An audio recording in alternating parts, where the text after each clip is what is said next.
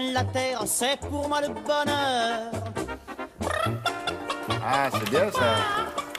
C'est qui? Mais loin des prés, je fais mon métier au cœur des grandes villes. Dans ma trompette, mon Dieu que c'est bête, je pleure comme Bourville. Ah oui, Marcel Amont. Ah ouais, chef-d'œuvre, non? Allez, avec Philippe, on va vous parler des ancêtres des légumes d'aujourd'hui. On les appelle les légumes perpétuels. C'est une expression. Il y en a d'autres. On dit les légumes anciens, tout simplement. Pourquoi ils sont si redevenus si à la mode? Si à la mode, parce qu'aujourd'hui, le jardinier veut jardiner, mais sans contrainte. C'est-à-dire, on ne veut pas être esclave de son jardin, on veut que ça soit rapide, on veut plus désherber, on veut moins arroser. Donc, on veut des choses qui poussent très bien, qui soient moins sensibles aux maladies. Et les légumes perpétuels correspondent à tout ça. C'est-à-dire qu'on les plante une fois, ils reviennent chaque année. Si on les paille, eh bien, si on met du paillage, eh bien, il y a moins de mauvaises herbes. On n'arrose presque plus en été, donc il n'y a plus qu'à consommer. On plante, on consomme et on ne replante pas chaque année. Alors ça, on savait. Pourquoi on les a, à une époque, complètement oubliés? Parce qu'on les a oubliés parce qu'il y a eu la grande folie de l'hybridation avec les nouvelles variétés que l'on a multipliées, les tomates, les hybrides F1 qui promettaient des choses, des hybrides F1 de première génération, c'est-à-dire tout ce qu'on consomme aujourd'hui, les hybrides F1 de première génération. Après, il y a F2, F3, mais ce qui nous intéresse, c'est F1. C'est comme les appartements, alors. Voilà, vous croisez un peu la souris blanche avec la souris noire, ben ça va donner une hybride F1, une souris grise, voilà, c'est ça. Comme on croise une grosse tomate avec une tomate plus résistante, et du coup, on oublie les autres, qui étaient plus résistants. Plus résistantes, un goût exceptionnel qu'on a oublié. Il y a à peu près une centaine de légumes perpétuels aujourd'hui dans le commerce qui reviennent à la mode. Comment ça marche, comment on les plante? Bien, regardez.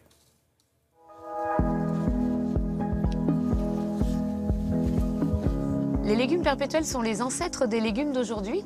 Ce sont des vieilles variétés qui ont l'avantage de revenir tous les ans et de s'étoffer au fur et à mesure des récoltes.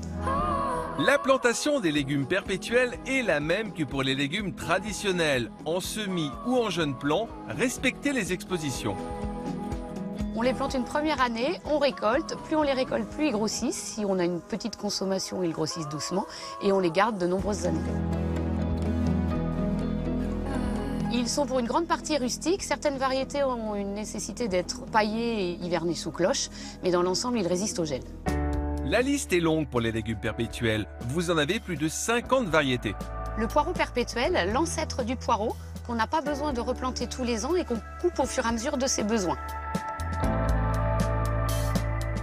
Un légume d'automne très original, le canaille du lys, qui est une magnifique plante au jardin l'été et dont on récolte toutes les petites boules ici qu'on cuisine comme des pommes de terre pour agrémenter les plats. Le Mertensia maritima, ou également appelé plante à huîtres, dont la saveur iodée des feuilles rappelle le goût des huîtres. On peut la mettre dans les plats à base de poisson, dans les petites salades. On peut également la cuire comme des épinards en plat chaud. C'est une plante qui est très rustique et qui peut rester au jardin l'hiver sans aucun souci. L'épinard immortel, Chénopode Bon-Henri, qui est un épinard à couper, qui pousse naturellement en haute montagne et qui permet de faire des plats tout au long de l'année et qui permet d'être congelé également.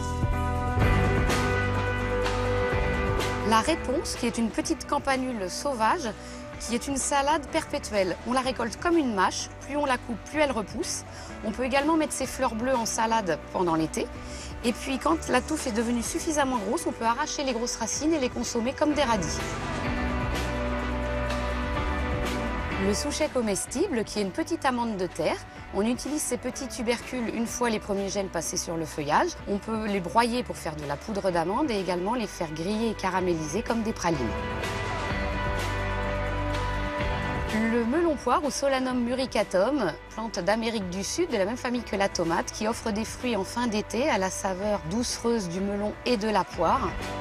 Elle est à protéger avec un léger paillis pour l'hiver et elle reviendra chaque année d'un petit arbuste de 1 mètre de haut.